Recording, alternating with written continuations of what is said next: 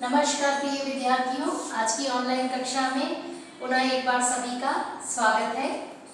और हम लोग प्रारंभ करते हैं आज वैज्ञानिक विधि, वैज्ञानिक पद्धति को लेकर के, जिनकी चर्चा हमने पिछली कक्षाओं में भी बहुत बार एक छोटे से रूप में समझने का प्रयत्न किया था कि वैज्ञानिक पद्धति वास्तव में होती क्या है। तो हमने वैज्ञानिक पद्धति के अर्थ को एक छोटे से रूप में समझा था कि किसी भी तथ्यों का जब हम एकत्रीकरण करते हैं, उसके विश्लेषण करने के बाद में, एनालिसिस करने के बाद में, क्रमबद्ध अध्ययन करने के बाद में हम जिन निष्कर्षों पे पहुंचते हैं और उन निष्कर्षों के आधार पर हम एक सिद्धांत का निर्माण करते हैं। ये एक वैज्ञानिक पद्धति का आधार है कि हम एक क्रमबद्ध रूप से किसी भी घटना को समझने के लिए क्रमबद्ध तरीके से आगे बढ़ते हैं। तो आज हम बात करेंगे कि आखिर में वैज्ञानिक पद्धति को वैज्ञानिक पद्धति कहने के पीछे क्या कारण है, वैज्ञानिक पद्धति के अंतर्गत ऐसे किन गुणों का समावेश है या वैज्ञानिक पद्धति की क्या विशेषताएं हैं जिसको कि हम ये मान्यता देते हैं कि इसके अंतर्गत किए जाने वाले जितने भी शोध हैं वो सब सत्यता की कसौटी पर खरे जाते हैं, खरे उतरते हैं। ठीक है, तो ये जानने के लिए हम इन बिंदुओं पर जानेंगे कि आखिर में वैज्ञानिक पद्धति की जो ये विशेषताएं हैं, इसीलिए इसको कसौटी पर खरा हुआ माना जाता है कि कोई भी पद्धति जब भी हम अपनाते हैं किसी भी घटना को अध्ययन करने के लिए, तो हम उसे वास्तव में इन बिंदुओं के आधार पर ही परखते हैं और उस पर विश्वास किया जा सकता है। उनके जो निष्कर्ष है उन पर हम विश्वास कर सकते हैं और उनके द्वारा हम आगे सिद्धांतों का निर्माण कर सकते हैं। ठीक है, तो वैज्ञानिक पद्धति क्या है? तो वैज्ञानिक पद्धति ज्ञान प्राप्त करने की एक सुव्यवस्थित विधि है। ठीक, तो उसके अंतर्गत, उसके गुणों की विशेषताओं के अंतर्गत जो पहली बात आती है वो है सत्यापनशीलता। तो सत्यापनशीलता का क्या अर्थ है कि वैज्ञानिक पद्धति के अंतर्गत किए जाने वाले जितने भी अध्ययन होते हैं वो सत्यापनशील होते हैं। सत्यापनशील मतलब उनका वेरिफिकेशन हम जब भी करेंगे वो सत्य ही पाए जाएंगे, उनमें झूठ का कोई तत्व नहीं होगा। दूसरी बात करते हैं हम तार्किकता की। तो तार्किकता क्या है कि तर्क के आधार पर कोई भी वैज्ञानिक या कोई भी समाजशास्त्री जब इस विधि के अंतर्गत किसी घटना का जब विश्लेषण करता है तो वो तर्क के आधार पर अपने निष्कर्षों को जन सामान्य तक प्रस्तुत कर सकते हैं। उसके पास में जब भी उन्होंने कोई घटना का एनालिसिस किया है, कुछ विश्लेषण किया है, तो उनके पास में एक परफेक्ट डाटा होते हैं और परफेक्ट उनके तर्क उनके पास में होते हैं। उसी के आधार पर वो निष्कर्ष निकालते हैं और निष्कर्षों को वो प्रस्तुत करते हैं। तीसरी बात आती है वस्तुनिष्ठता की। वस्तुनिष्ठता मतलब क्या कि यह वैज्ञानिक पद्धति का एक प्रमुख गुण है। इस कार्य का विशेष से संबंधित तथ्यों को मूल स्वरूप में ही एकत्रित बनाना होता है। अर्थात क्या, इसे कैसे समझेंगे कि घटना की जो वस्तुतः स्थिति होती है उसको वैसा का वैसा ही स्वरूप हम प्रस्तुत करते हैं।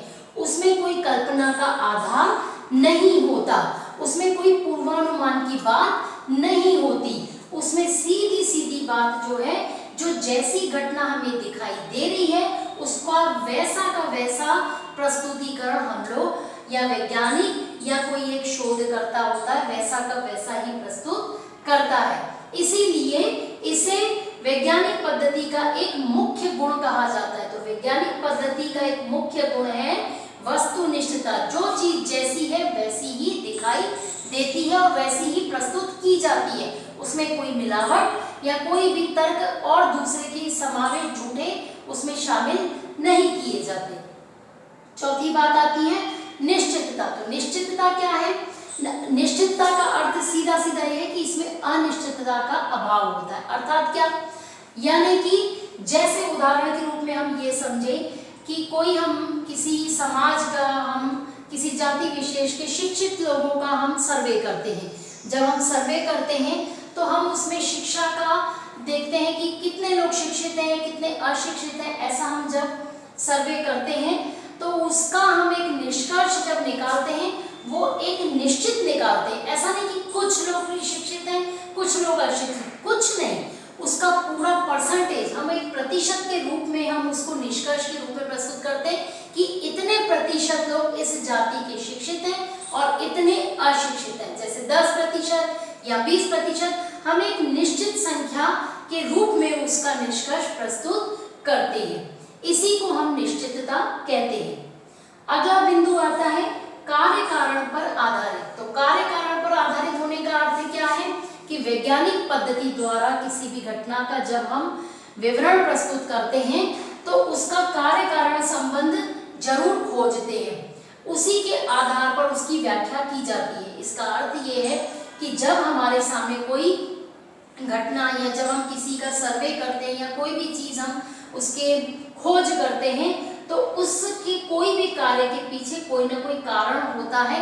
उसकी सारी जानकारी, विस्तृत जानकारी हम लोग या कोई वैज्ञानिक या अनुसंधानकर्ता एकत्र करता है और उसी के आधार पर निष्कर्षों की व्याख्या की जाती है। ठीक ऐसे ही वैज्ञानिक पद्धति हम लोग नहीं कहते, उसका विस्तृत एक क्रमबद्ध गुण है, उन्हीं के आधार पर हम उसको वैज्ञानिक कहने का कारण रखते हैं। अगला बिंदु है पूर्वानुमान की क्षमता। पूर्वानुमान की क्षमता का अर्थ क्या है कि किसी भी घटना की हम सारी जानकारी एकत्र करने के बाद में और उसका पूरा एनालिसिस करने के बाद में उसको भविष्यवाणी की जा सकती है। इस पद्धति द्वारा भविष्यवाणी करने की क्षमता होती है। किसी घटना के अध्ययनों के कारणों की जब हम विस्तृत व्याख्या प्रस्तुत करते हैं तो उन कारणों के आधार पर उस घटना की भविष्यवाणी करने में सक्षमता प्राप्त होती है कि आगे क्या होगा। उदाहरण के रूप में इसे ऐसे समझें कि जैसे मौसम विभाग द्वारा मौसम की जब जानकारी प्रस्तुत की जाती है तो जो सारी जलवायु का हम लोग अध्ययन करते हैं और वातावरण और उसका मौसम विभाग द्वारा अध्ययन किया जाता है तो क्या प्रस्तुत किया जाता है कि आने वाले 4 दिनों में खूब तेज बारिश होगी या आने वाले समय में इतने दिनों में खूब तेज ठंड पड़ेगी या गर्मी पड़ेगी या जो भी ऐसा मौसम विभाग द्वारा जो सूचनाएं दी जाती हैं वो किस आधार पर दी जाती हैं, वो पूर्वानुमान के आधार पर। क्या कि जब उसकी गणितीय गणना की जाती है और उसकी सारे बिंदुओं पर हम परख के देखते हैं तब हम इसकी पूर्ण जानकारी देते हैं और उसकी भविष्यवाणी कर सकते हैं। एक अंतिम बिंदु है सिद्धांतीकरण। तो सिद्धांतीकरण क्या है कि वैज्ञानिक पद्धति द्वारा जितने भी प्राप्त निष्कर्ष होते हैं उन निष्कर्षों के आधार पर उसका सत्यापन कर उसका वेरिफिकेशन करने के बाद में सारी चीजें उसकी टेस्टिंग करने के बाद में हम एक सिद्धांत पर पहुंचते हैं और एक सिद्धांत का निर्माण कर सकते हैं। तो इस विधि द्वारा सिद्धांतों का निर्माण किया जाता है।